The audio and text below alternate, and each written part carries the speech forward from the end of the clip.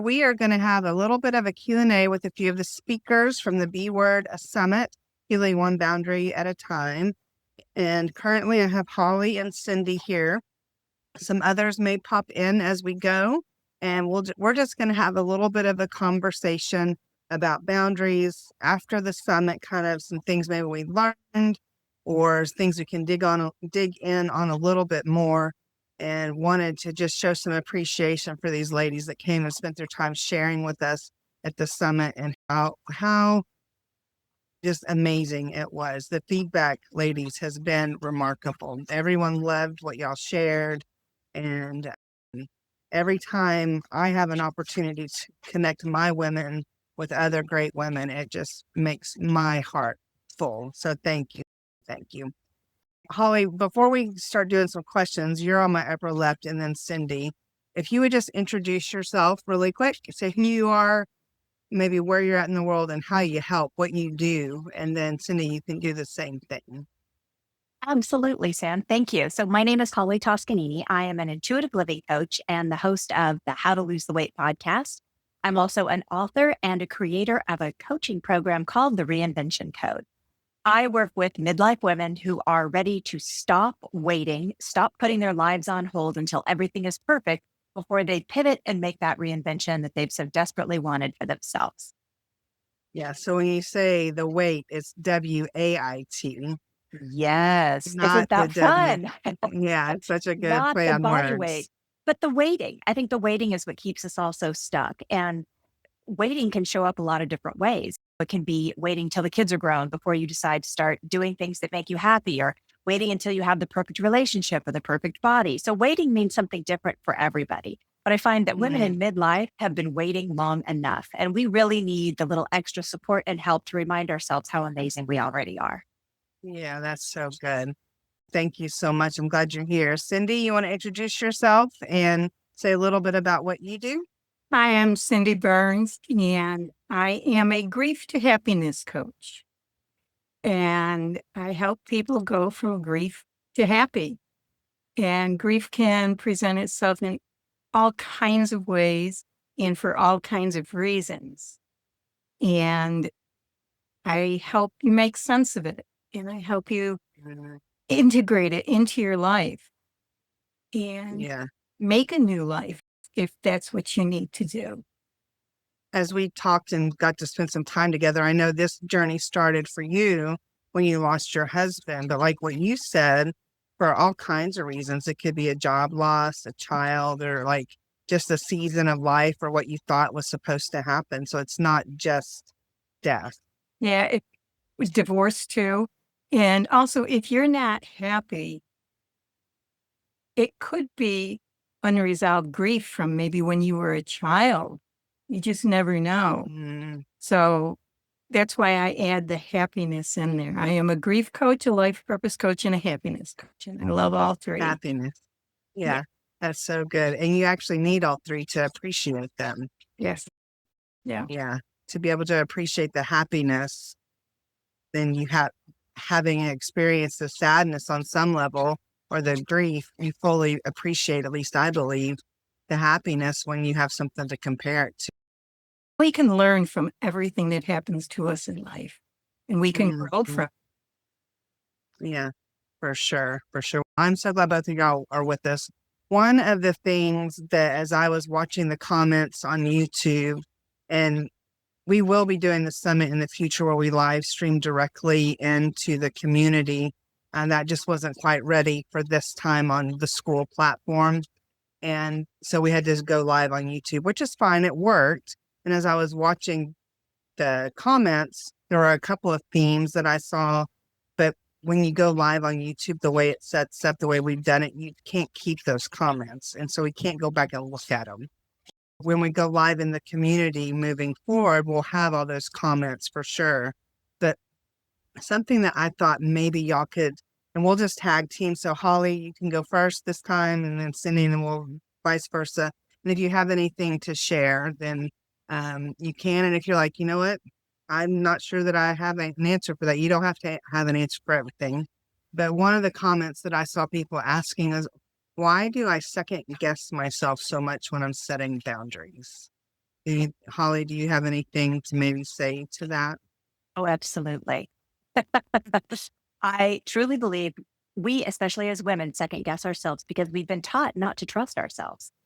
Our whole lives, we have been taught to play small and be in supportive roles. So when we're small and we're taught to make sure everybody else is happy or that everybody else has theirs before you get yours, then that's one of the main causes. We second guess ourselves because we've been taught to trust outside external validating forces. We're taught to trust our parents and then our spouses and then maybe our employers. And we never are reminded how important it is to learn to trust our intuition and ourselves first. So when we can relearn that, when we can reactivate that sort of connection with our own intuition, it gives us this superpower where we are always able to know what's right for us and what's not based on what our bodies and our intuition are telling us at any given moment. Yeah, so good. So good. Yeah, Cindy, do you have anything extra to add to Well, that? I agree with her. It's when I was thinking of my answer, she said it. Oh, Yeah, it's ingrained in us. It's I built. figured there would be a lot of that. So now you go first next, Cindy, and we'll just see. So continue on though. It's built into us. And I really like what Holly said is that we serve others before we serve ourselves. And I remember when my kids were little and but my somebody would ask what I wanted for my birthday or Mother's Day or something. I'd say, I want to eat my dinner while it's still hot. Because by the time I got done making sure everybody else had theirs and their meat was cut up and everything, it's like mine was cold. So Yeah, I know. It's I mean, like, or that's you end up eating at the counter because you're still there serving. And so you're eating, you never even make it to the table. yeah, that's a funny way of saying Yeah. we serve others before ourselves. But Yeah, that's so true. So true. All right. So we talked a lot about boundaries, all the different kinds and signs that you might need some. But one of the things that I noticed we didn't talk about was how to handle it when someone pushes back. So, Cindy, and if you don't have anything, that's okay. But when you start to implement boundaries and you have a boundary with someone and they maybe give you a little grief or a little bit of pushback because they're like, this feels weird. I don't know this new lady that's asking me to respect her or something. What to do maybe if someone does push back, how to stand firm and hold your ground of what matters to you. sometimes it's on how you phrase it to begin with, how you phrase your boundary. But if no matter how you phrase it, somebody's always going to push back and somebody's always going to find I'm an exception or whatever, something like that. And you just have to stand firm and say, I'm sorry. If I make an exception for you, then what's the point of it?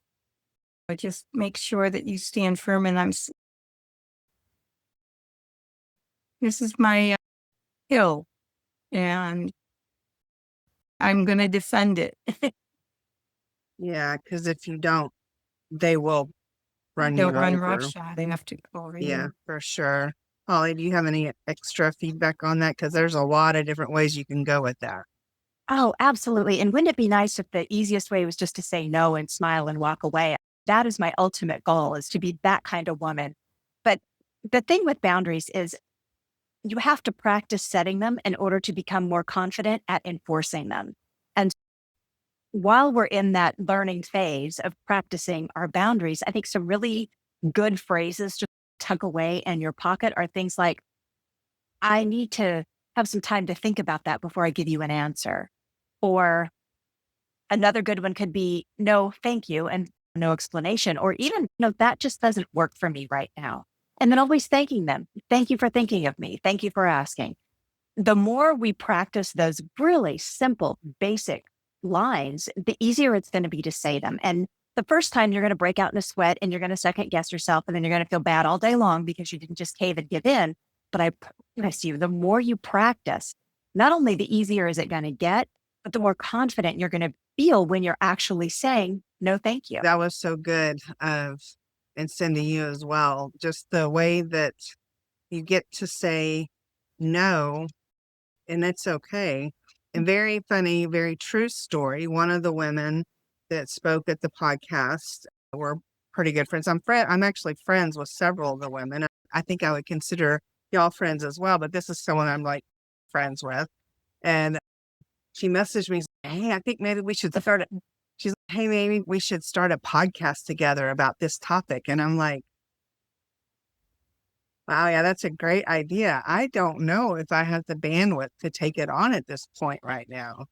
And I said, I would love to consider that, and wrote her back. And then I said, did you see how softly I did that boundary? So, yes.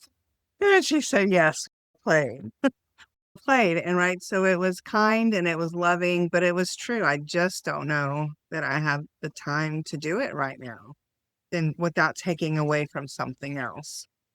So, Chrisma, if you want, I'd love to have you introduce yourself. We did this at the beginning.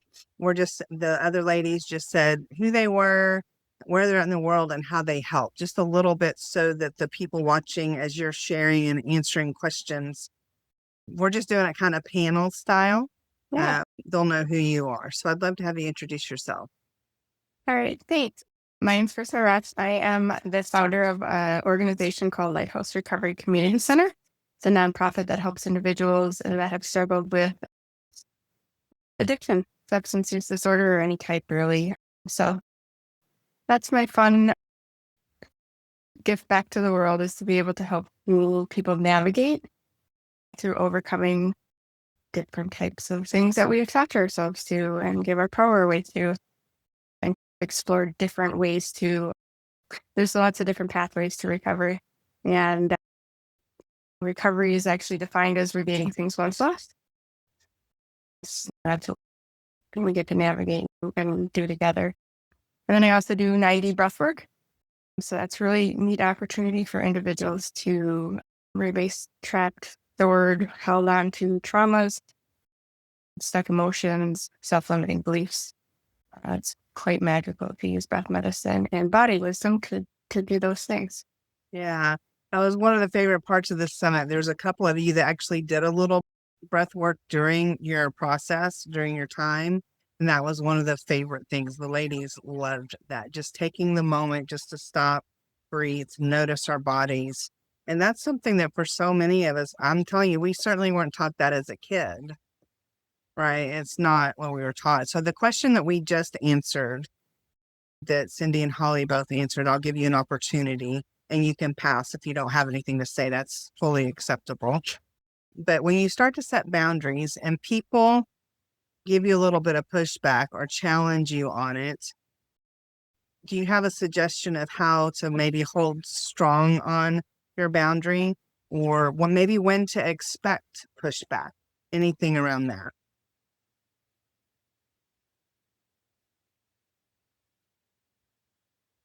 Yeah, I'm just sort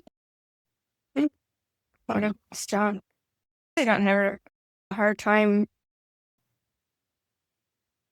really holding on to what my priority is. So being able to communicate that, I guess, kill him with kindness.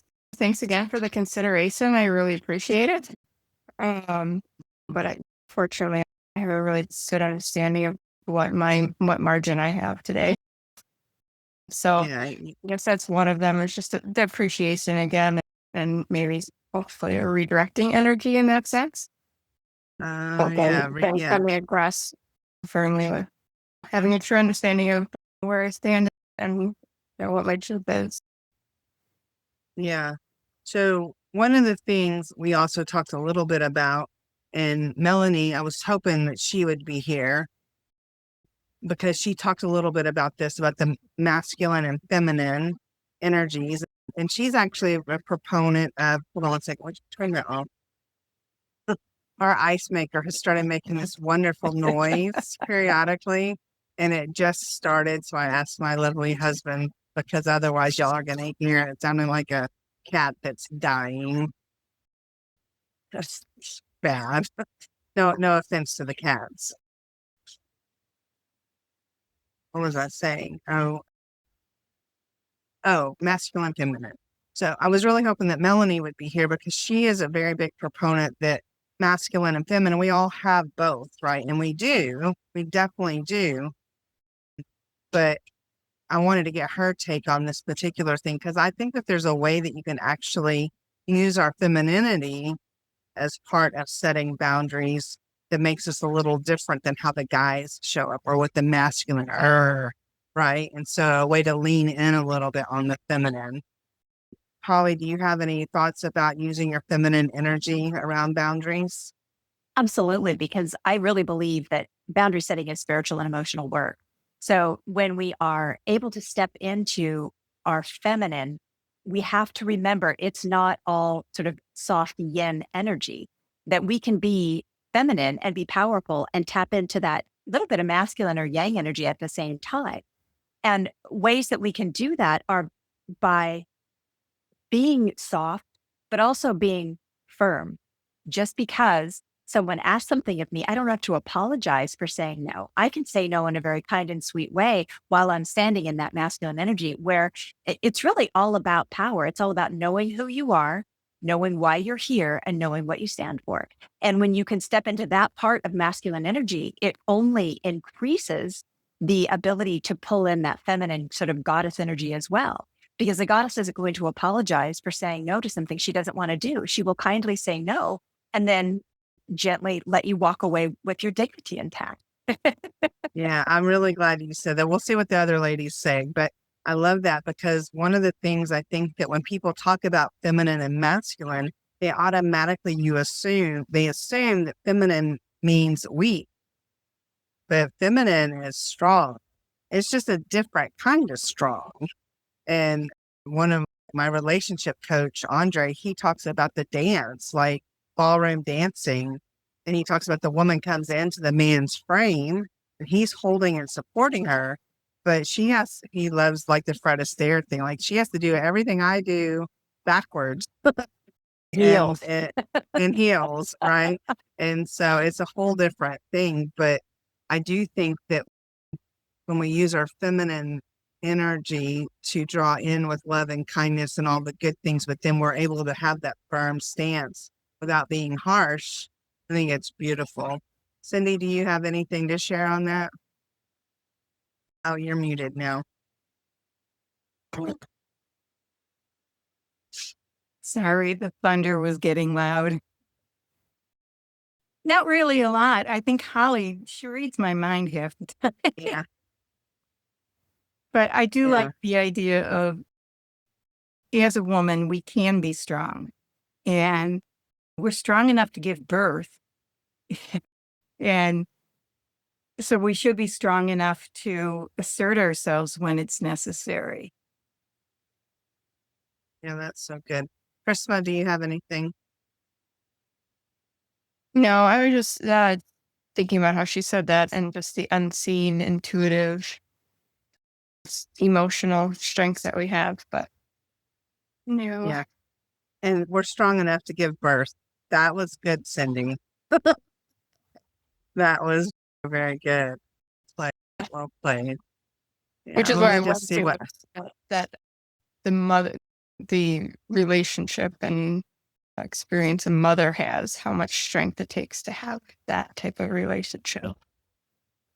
Yeah, for sure. Yeah.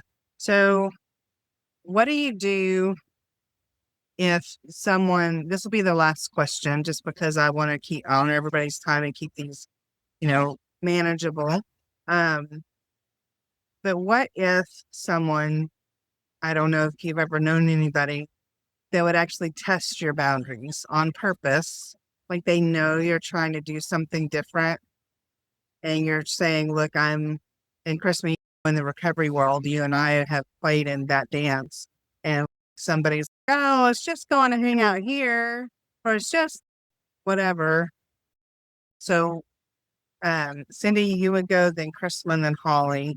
So Cindy, do you have any advice or feedback or suggestions around if someone's actively like poking the bear, testing your boundaries? I definitely had teenagers that would do that to me.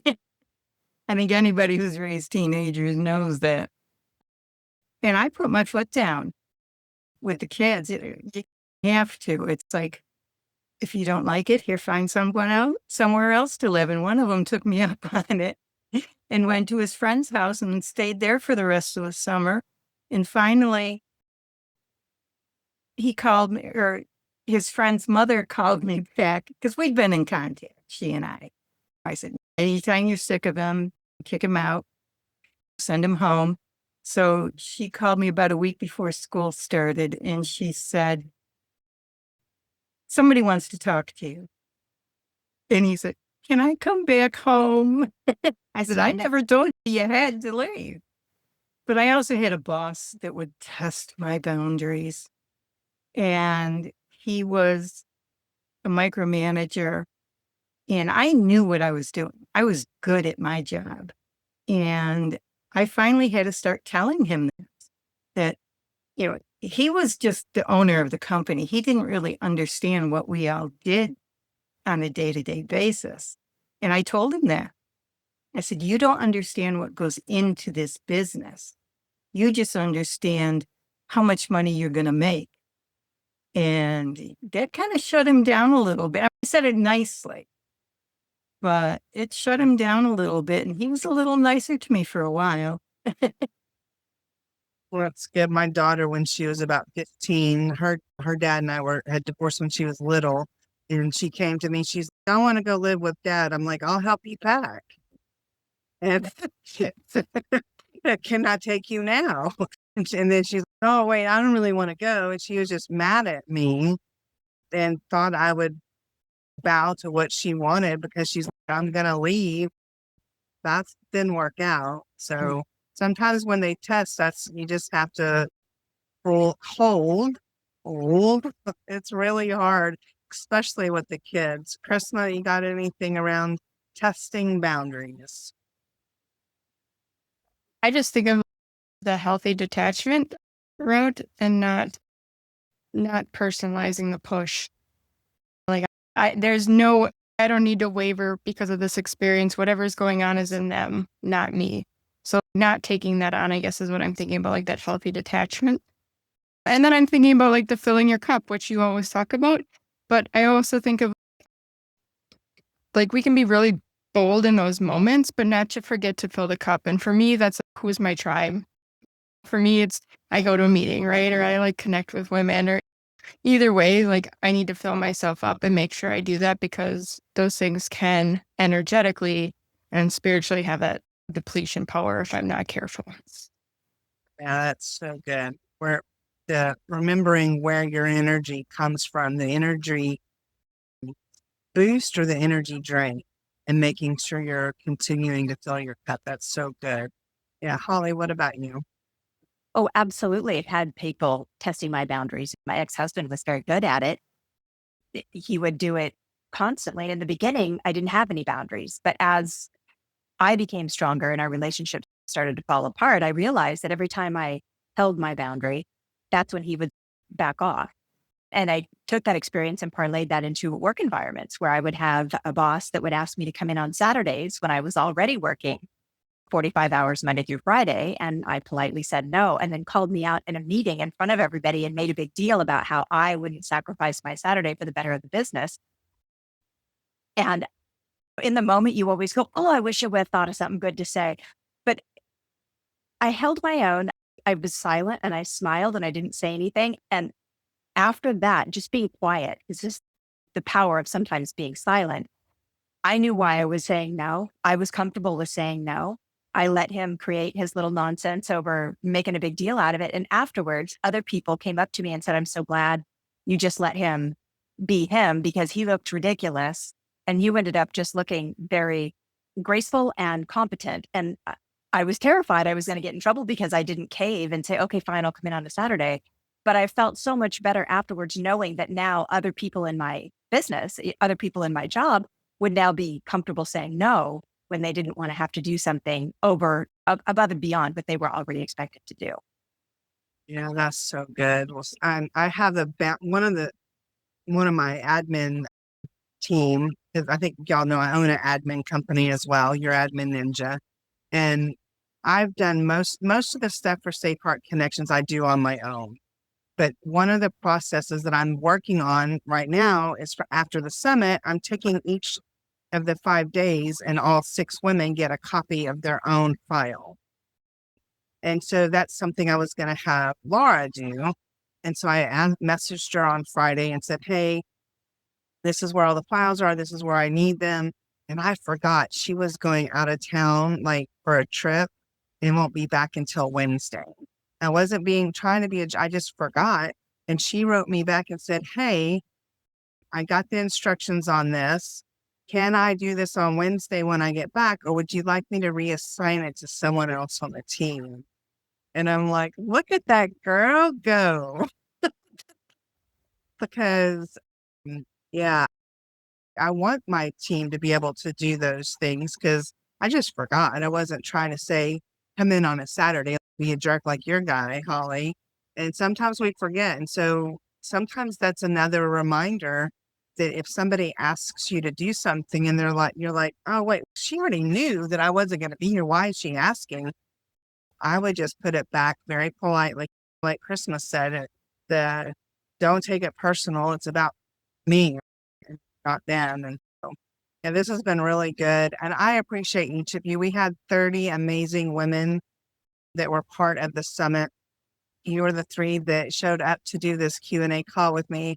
And I'm very honored for that. I'll make sure that your links to where anybody watching on social media will get to know more about who you are, how you help in the world, and they can reach out to you if they'd like to connect in one way or another. And we'll see if there's any closing thoughts. Let's see. Holly, you want to have any closing thoughts? And then we'll go Cindy and Krishna. The only thing I can think of is to add that this is a process. Learning to set boundaries is like strengthening a muscle, right? It's just something that we want to learn how to do.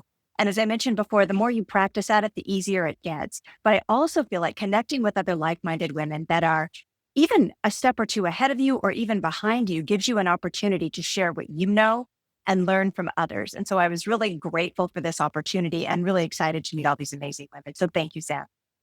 Yeah, it was so good. And each night I kept thinking, oh, it's so good. And there's no way it's going to be better the next night. And then I'm like, but it was. It's so good. I couldn't even pick a favorite. Everybody truly did so good. Cindy, any closing thoughts from you? It's hard to set boundaries when you're grieving. You don't know what to say or do yourself to other people. But my advice is to trust yourself, trust your instincts, trust your gut. If you feel that you cannot do something, you have to say so. If you feel that something is too much for you at this time, you have to say so. You have to stand up for yourself because there aren't very many other people in that situation that are going to do it for you. Yeah, that's so true. Thank you so much. Krishna? Oh, here we go. There we go. What a great experience. I think what comes to mind the most is be gentle with yourself, be gentle with yourself, be gentle with yourself. And hearing about like how it takes time and not to hold yourself to the fire, allowing yourself to have those moments and those experiences and to what I heard before, leaning into those supports is a real big deal to keep moving forward. Thank you each so much, ladies. I appreciate each of you. And this video will probably go out in the next couple of days. I'll tag you everywhere I post it, and I'm going to share it in the community as well. So I really appreciate each of you. And I will see you Thank soon. you. Thank you. Thank you. Appreciate you too. Bye. Bye.